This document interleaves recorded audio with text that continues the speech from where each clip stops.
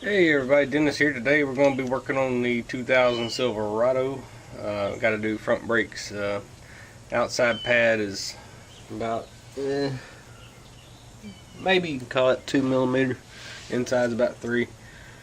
I'm noticing a little bit of squealing as of late, and got a little bit of a brake vibration. Not nothing I couldn't live without, or not live with, I guess. But I gotta haul my tractor about 80 miles, actually it's more than that, about 95 miles, and I don't want to do that with 2mm of pad. So I mic'd the rotors yesterday while I was at work, and they were right above the discard limit. And I've never machined these rotors. They feel okay, but I was like, you know what, they're 25 bucks a pop. It's just cheap insurance, I guess. And I may take them to work and machine them. Actually, I will. I'll go ahead and machine them at work and see if they're above the minimum. And if they are, I'll just save them for next time. But anyway, what I got to do is pop the caliper off. The slide pin bolts are Torx 55, and the saddle, pad saddle as I call it, are I believe 3/4 or 19. And before I do all that, I'm going to take this brake line loose here on top of the knuckle, and all it is a 10mm bolt holding this bracket on. That way I have some room with the caliper.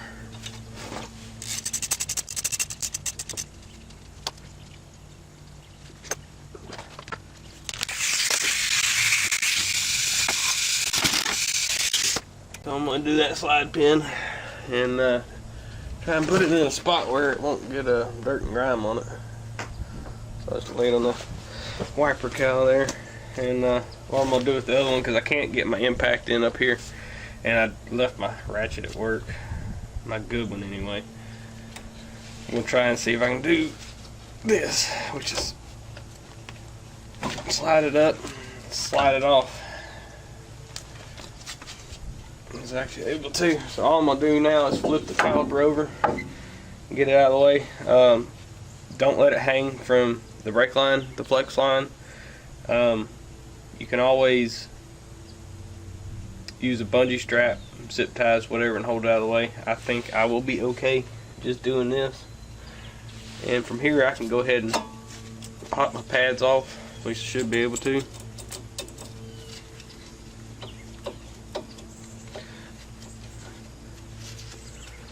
It might not work. I had never done brakes on one of these, but brakes are brakes. They're all pretty similar. I'm gonna go ahead and pop the saddle off.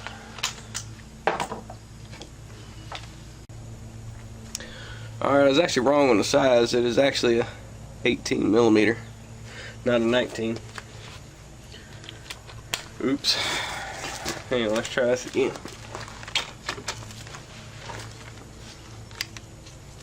Hook my air up first.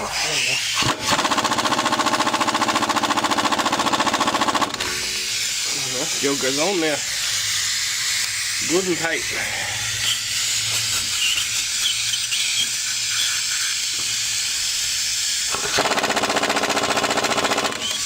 I'm not getting much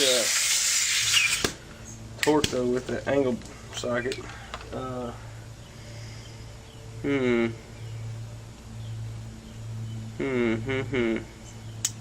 Might have to resort to blunt force. Stand by one. Alright, so I got them loose. I had to resort to a little bit of hammer power. I had to put a ratchet on the end and kind of smack it down. I also had to use my foot a time or two. Them things are on there kind of tight. So I'm going to use the impact to get them the rest of the way off.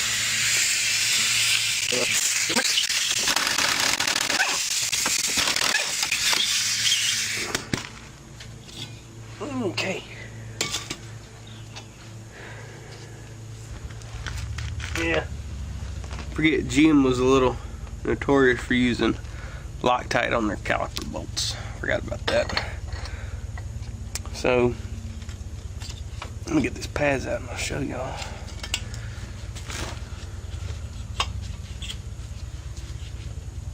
I don't think this top one, or this outside pad, I don't think it comes off the way I thought it would. If I can get the damn thing to slide. Give me a second, y'all. Alright, so here is my, let's see, my inside and outside pads.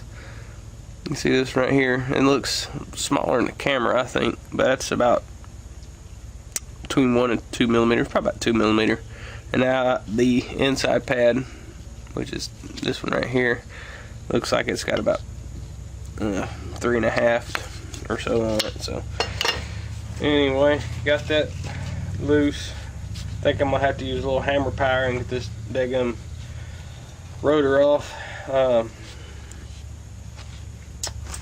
because I don't think I brought a pry bar home. And one thing about Toyota and Lexus and even Subaru that I've noticed that I haven't seen on any domestics is they put a threaded hole on the rotors, and you can get a screw or bolt to run them in and it pops them loose.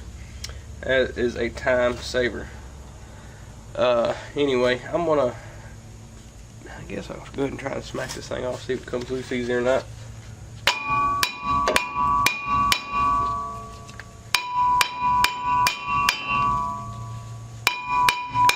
Yeah, it's coming.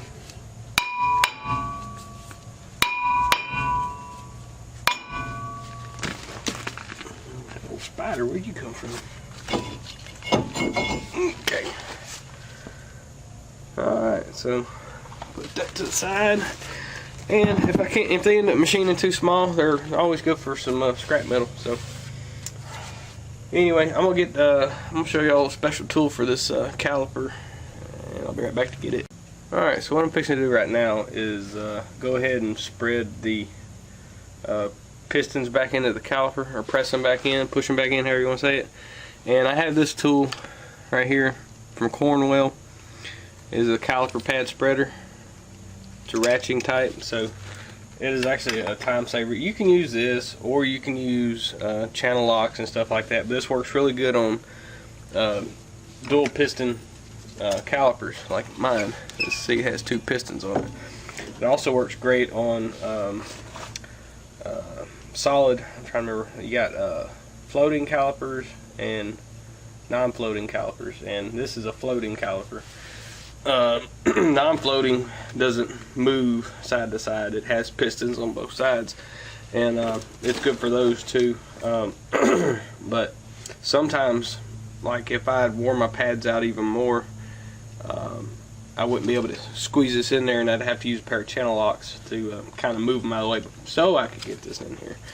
But another little trick a lot of people don't know about is you can get one of your old brake pads on these dual piston calipers and put it in there like so, and put your channel locks on the old pad and squeeze it in if you don't have this tool. This tool is kind of expensive for me anyway. It was I think $60, $70, something like that, and it took me a long time to buy one because I was just fine using my channel locks. I did like this. It was just hard for me to spend that kind of money on something I know wouldn't use a whole lot. But our Cornwell dealer was going out of business, and he was selling everything for like 15% off, so 15-20%. So went ahead and bought one. I think I got it for $50 or something like that. So I've been happy with it. It's been great. But anyway, while you're pushing the pistons in, remember to do one side at a time. And what I mean by that is, don't take off a caliper on more than one wheel at a time. The reason being is, especially if you go too fast at pressing in the pistons, you'll pop a piston out on another caliper. I've seen it happen more than once. That's why it's just safe to do one at a time. Me at work, I have done it where I had all 4 off. If you do it nice and slow and pay attention, you should be okay. But just as, you know, safety precaution, you know, just don't do it. I can feel them, they're going in alright, they're kind of stiff. Another thing is, check your brake fluid reservoir after, excuse me, after pressing in each. Reason being is you're pushing fluid back into the reservoir, and if your reservoir doesn't have a whole lot of room between the top fill line and the top of the cap, it may push fluid out of the reservoir, which all that's going to do is just make a little bit of a mess. But you don't want brake fluid getting on paint, so that's the reason for that.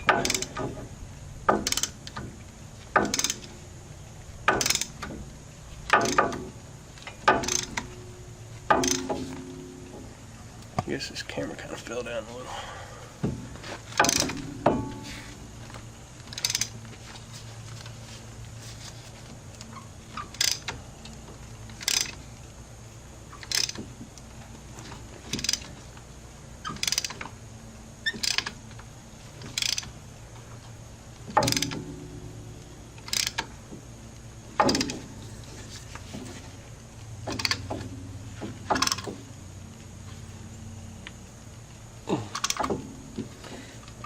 She's bottomed out.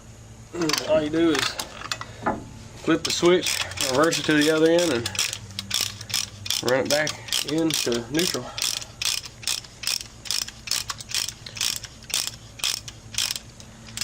So that's that little Cornwell tool there. Alright, so I got my new rotor over here. Get it out of the plastic.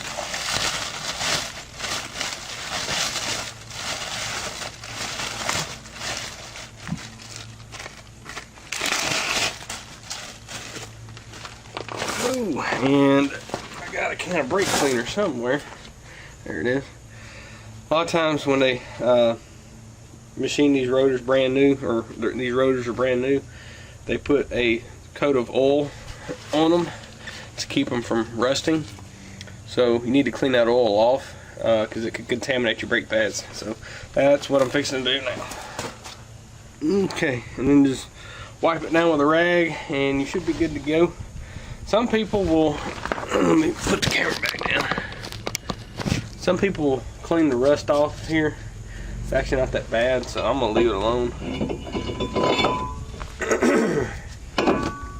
And I'm gonna show y'all another little trick. Just to, excuse me, getting over a cold, y'all. Put a lug nut on there. Run it all the way down, just finger tight. Sometimes you can use two, it just depends on how everything goes. And all that's going to do is keep that rotor from falling off. See, I can pull on it, it doesn't move. When you go to put the saddle and the caliper back on, that'll just save you some time. So my next step is, here's the brake saddle, pad saddle. Let's see.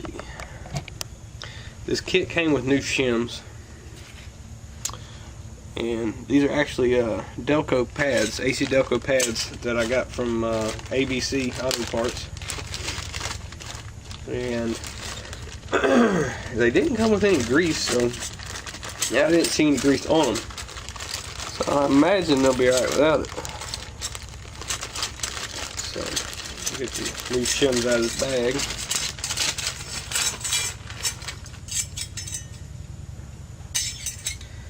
Shims all look the same, so I'm thinking they're the same all the way around, front and rear, top and bottom, however you want to look at it.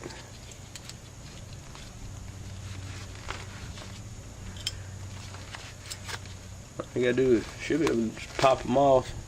They're gonna be a little tight because you don't want them just loose on there. I'm trying to find my screwdriver.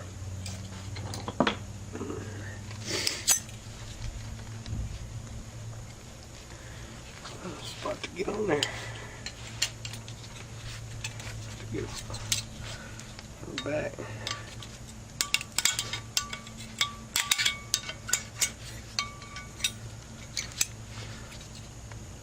Let's see. That one. We're gonna put the new one on.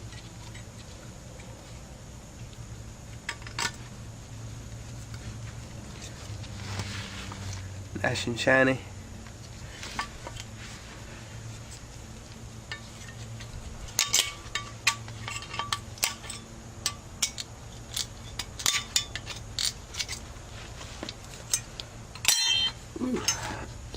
All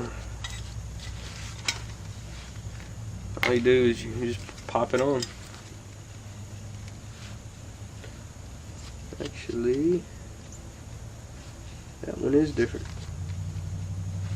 So I guess there is a difference. I lied. Where'd that bag go?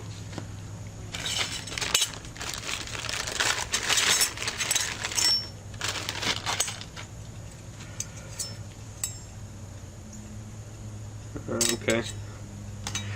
I see what the difference is, and whenever you pull them out of the bag, you will too. Kind of hard for me to show on camera.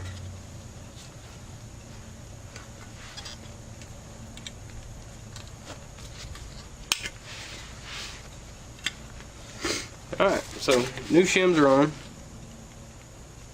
Now I'm going to put my new pads on. Tear open this badger in. Kind of, I wouldn't call it dry sealed, but kind of, I guess, a vacuum sealed. Like I said, there is no grease in these kits, so hopefully I won't get any brake squeal. If I do, I'll just have to pull it apart and grease the shims. I don't have any, what I use at work is called Rusty.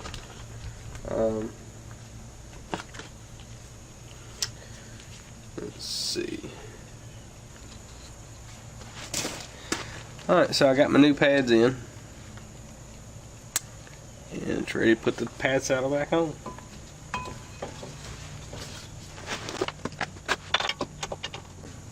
Make sure you get these bolts started by your fingers. Never ever start them with the air tool, because at some point you will cross thread a bolt.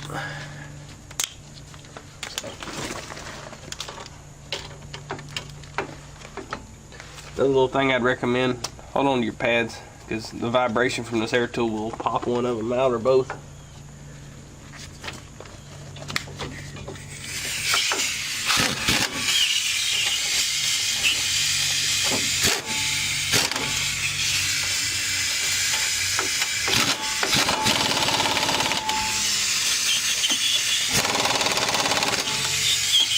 Alright, so those are nice and tight with impact, which should be good enough, but I'm going to double check with the ratchet. So y'all just stand by and I'll bring y'all back in a minute. Alright y'all, I got it tightened down just a tiny bit more with the ratchet, and I'm ready to go back together with it. All I got to do, and actually I'd recommend it if you have it, some grease or some anti-seize to put on these slide pins, because you see how black that grease is, and that way you know it's got proper lubrication. I can go ahead and tell you from experience, a symptom of a seized slide pin is going to be a soft brake pedal. I actually had a car one time years and years ago. I misdiagnosed thinking the master cylinder was bad, and ended up being a seized slide pin. So just FYI, that is one symptom. Also, when you have a seized slide pin, they are a pain in the butt to get off. You usually end up having to use a hammer. Where is that dadgum caliper bolt?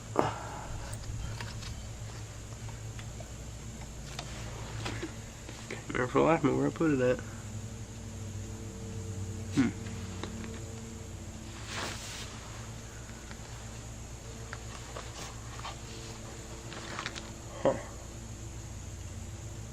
Where the hell did I put it?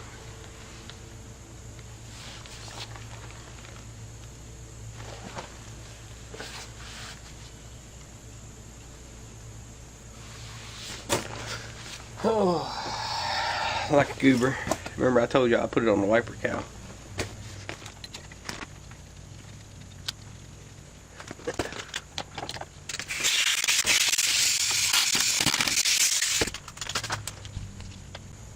And where? Good grief, I'm gonna drive myself crazy looking for tools.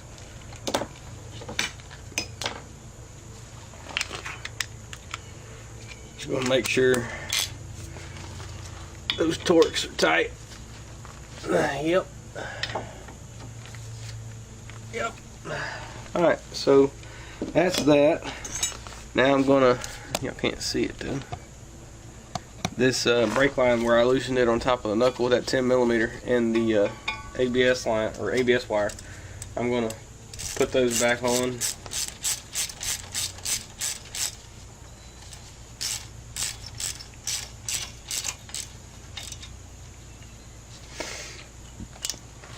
And that's done.